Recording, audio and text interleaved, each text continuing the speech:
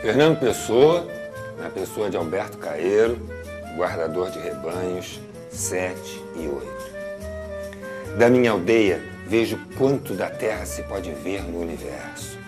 Por isso, a minha aldeia é tão grande como outra terra qualquer, porque eu sou do tamanho do que vejo e não do tamanho da minha altura. Nas cidades, a vida é mais pequena que aqui na minha casa, no cimo deste outeiro. Nas cidades, as grandes casas fecham a vista à chave, escondem o horizonte, empurram o nosso olhar para longe de todo o céu. Tornam-nos pequenos porque nos tiram o que os nossos olhos nos podem dar e tornam-nos pobres porque a nossa única riqueza é ver. Num meio-dia de fim de primavera, tive um sonho como uma fotografia.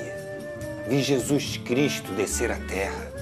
Veio pela encosta de um monte, tornado outra vez menino, a correr e a rolar-se pela erva, e a arrancar flores para as deitar fora, e a rir de modo a ouvir-se de longe. Tinha fugido do céu. Era nosso demais para fingir de segunda pessoa da Trindade. No céu era tudo falso, tudo em desacordo com flores e árvores e pedras. No céu, tinha que estar sempre sério e de vez em quando de se tornar outra vez homem e subir para a cruz e estar sempre a morrer, com uma coroa toda roda de espinhos e os pés espetados por um prego na cabeça, e até com um trapo à roda da cintura, como os pretos nas ilustrações. Nem sequer o deixavam ter pai e mãe como as outras crianças. O seu pai era 2 pessoas. Um velho chamado José, que era carpinteiro e que não era pai dele, e o outro pai era uma pomba estúpida, a única pomba feia do mundo, porque não era do mundo nem era pomba. E a sua mãe não tinha amado antes de o ter. Não era mulher, era uma mala em que ele tinha vindo do céu. E queriam que ele, que só nascera da mãe e nunca tivera pai para amar com respeito, pregasse a bondade e a justiça. Um dia, que Deus estava a dormir e o Espírito Santo andava a voar, ele foi à Caixa dos Milagres e roubou 3. Com o primeiro, fez com que ninguém soubesse que ele tinha fugido. Com o segundo, criou-se eternamente humano e menino.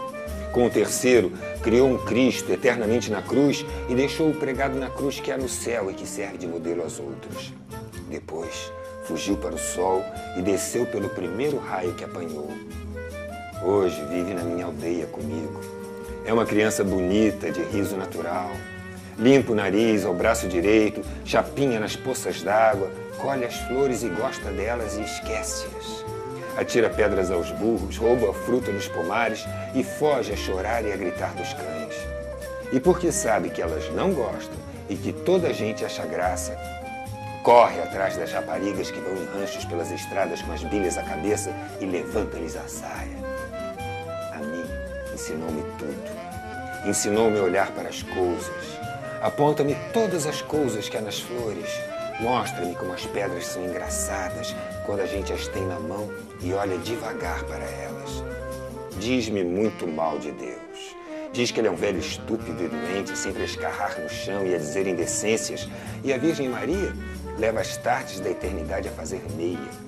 E o Espírito Santo coça-se com o bico e empoleira-se nas cadeiras e suja-as. Tudo no céu é estúpido como a Igreja Católica.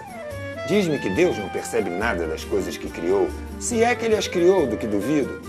Ele diz, por exemplo, que os seres cantam a sua glória, mas os seres não cantam nada. Se cantassem, seriam cantores. Os seres existem e mais nada. Por isso, se chamam seres. E depois, cansados de dizer mal de Deus, o menino Jesus adormece nos meus braços e eu levo-o ao colo para casa. Ele mora comigo na minha casa, meio do outeiro. Ele é a eterna criança, o Deus que faltava. Ele é o humano que é natural. Ele é o divino que sorri e brinca. E é por isso que eu sei com toda certeza que ele é o menino Jesus verdadeiro. E a criança tão humana que é divina, esta é minha cotidiana vida de poeta. E é porque ele anda sempre comigo que eu sou poeta sempre. E que meu mínimo olhar me enche de sensação e o mais pequeno som, seja do que for, parece falar comigo. A criança nova que habita onde vivo dá-me uma mão a mim e a outra a tudo que existe, e assim vamos os três pelo caminho que houver, saltando e cantando e rindo e gozando o nosso segredo comum, que é o de saber por toda parte que não há mistério no mundo e que tudo vale a pena. A criança eterna acompanha-me sempre. A direção do meu olhar é o seu dedo apontando. O meu ouvido atento alegremente a todos os sons são as cócegas que ele me faz brincando nas orelhas. Damos-nos tão bem um com o outro na companhia de tudo que nunca pensamos um no outro, mas vivemos juntos e dois com um acordo íntimo como a mão direita e a esquerda.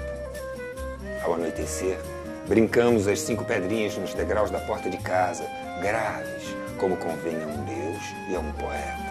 E como se cada pedra fosse todo um universo e fosse por isso um grande perigo para ela deixá-la cair ao chão. Depois, eu conto-lhe histórias das coisas só dos homens e ele sorri, porque tudo é incrível. Ri dos reis e dos que não são reis, e tem pena de ouvir falar das guerras e dos comércios e dos navios que ficam fumo no ar dos altos mares, porque ele sabe que a tudo isto falta aquela verdade que uma flor tem ao florescer e que anda com a luz do sol a variar os montes e os vales e a fazer doer os olhos os mundos caiados. Depois, ele adormece, eu deito-o, levo-o ao colo para dentro de casa e deito-o despindo lentamente e como seguindo um ritual muito limpo e todo materno até ele estar nu. Ele dorme dentro da minha alma e às vezes acorda de noite e brinca com os meus sonhos. Vira uns de perna para o ar, põe uns em cima dos outros e bate as palmas sozinho, sorrindo para o meu sono. Quando eu morrer, filhinho, seja eu a criança, o mais pequeno, pega-me tu ao colo e leva-me para dentro da tua casa. Despe o meu ser cansado e humano e deita-me na tua cama.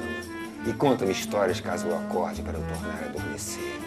E dá-me sonhos teus para eu brincar até que nasça qualquer dia que tu sabes qual é. Esta é a história do meu menino Jesus. Por que razão que se perceba, não há de ser ela mais verdadeira do que tudo quanto os filósofos pensam e tudo quanto as religiões ensinam. Fernando Pessoa, que olhava o mundo e nos ensinava a olhar para ele sem a ortodoxia, com um olhar limpo de quem vê o que as coisas realmente são.